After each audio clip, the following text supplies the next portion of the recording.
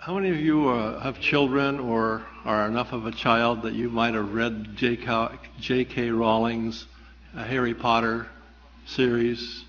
There are a few of you.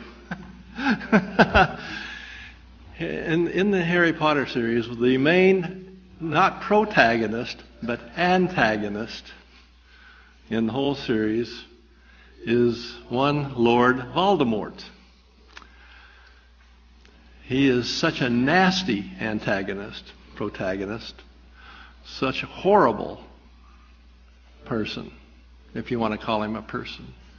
So just scary, horrible, that no one dares speak his name.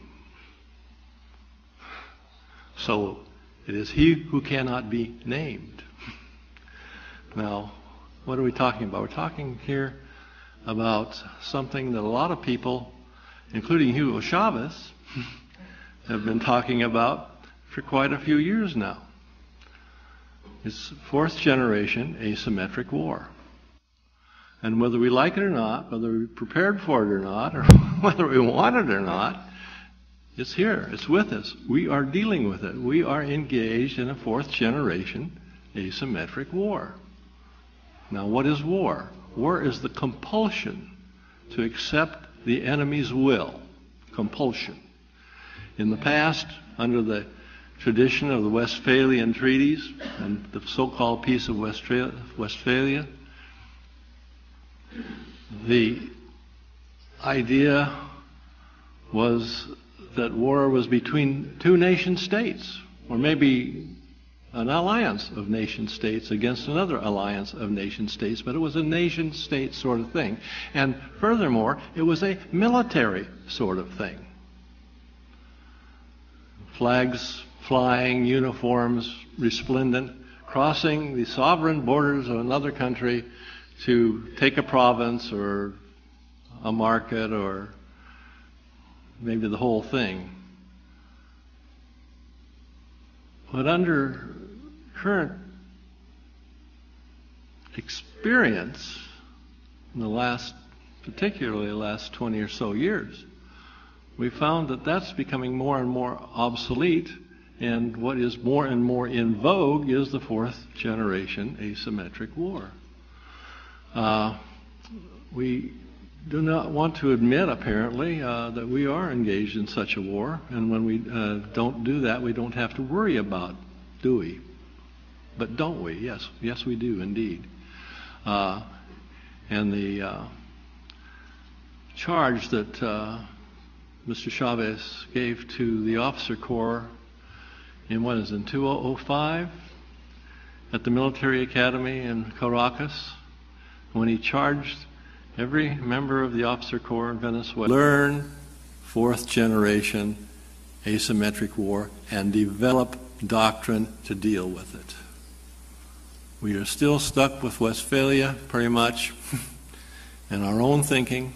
And when we talk about defense, we talk about the uniformed forces crossing a sovereign border. But today, that's not happening.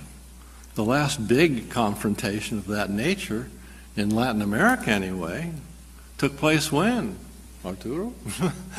War of the Pacific, right? That was 100 years ago. But we have been engaged, whether we want to admit it or not, whether we like it or not, in a problem of fourth generation asymmetric war. What's the objective of fourth generation asymmetric war? It's not to crush another military organization or to destroy a nation's capability of fielding a military force abroad. The objective is to wear down, slowly but surely, the will of the targeted country for the purposes of, say that again? Gaining influence. And eventually, beyond gaining influence, and probably more, not just eventually, but in reality, the real objective is to compel that enemy to your will. And whether that type of war is as bloody as traditional shock and awe or whatever, whether it's not as bloody as the World War II was, or Korean War was, or some of the other wars that we've all been engaged in were, the fact is that compulsion, whether it's more benign or not, is still compulsion. And something we ought to give some thought to. Now then, our objective is to control or strangely come to the point of influencing another enemy or entity to your will. The common denominator in all this is a thing we call destabilization. We don't run uniformed forces across borders anymore, or not very often anymore anyway.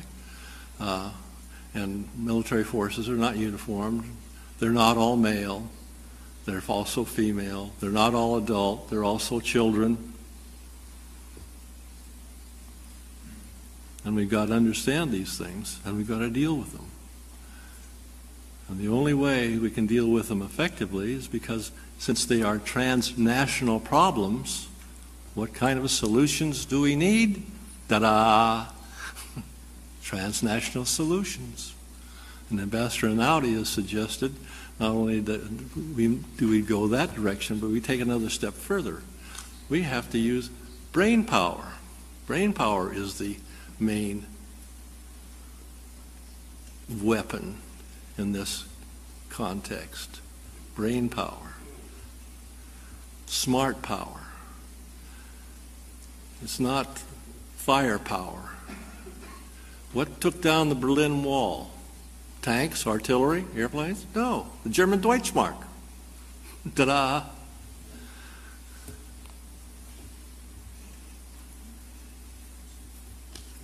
Destabilization can take many forms, and usually it's relatively benign.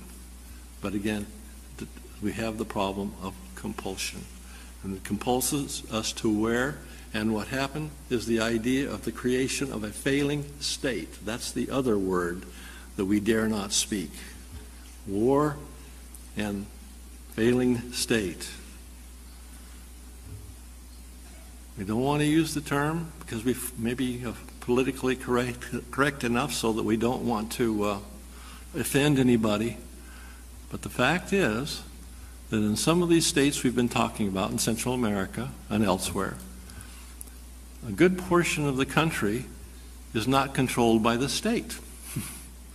And that's a definition of sovereignty, a definition beyond what has been talked about here. Sovereignty is the control of the territory and the people of a given recognized political entity. If the state doesn't control all of its territory, the question is who does? We use the term ungoverned territory quite often. We've sophisticated that a tad, and now we're calling it alternately governed territory. But the point is, it's not the state that's doing this. It's non-state groups, belligerent, violent, and kind of nasty like Lord Voldemort. And over a period of time, you create a failed state. And then you can, with that, you can step in and take control of that state. Not only take control of it, but go a little beyond, perhaps. And then what happens to the state? It just doesn't wither away. It still exists. Somebody's going to have to take care of it if nobody comes in and takes control of it and runs away with it. Haiti comes to mind. letting Haiti fail has been a terribly expensive process for the West. Other countries have been known to become criminal states, new people's republics. In a situation like this, it's the last man standing, no matter how badly he's been beaten, the last man standing is the victor. And it's a little dicey, and I know that there may be some problems with this. I'm taking too much, not enough time, but too much in any case. But here, a couple of words for our vocabulary for the next while. War is compulsion, whether it's non-lethal or if it is lethal as what we've known in the past. The other word is failed state or failing state. It's not an event, it's a process. And if you do it slowly and quietly enough, people will go to sleep, in the words of one of my favorite philosophers, Hugo Chavez. If you do this well enough, long enough, slowly enough, benignly enough, your enemy will wake up dead.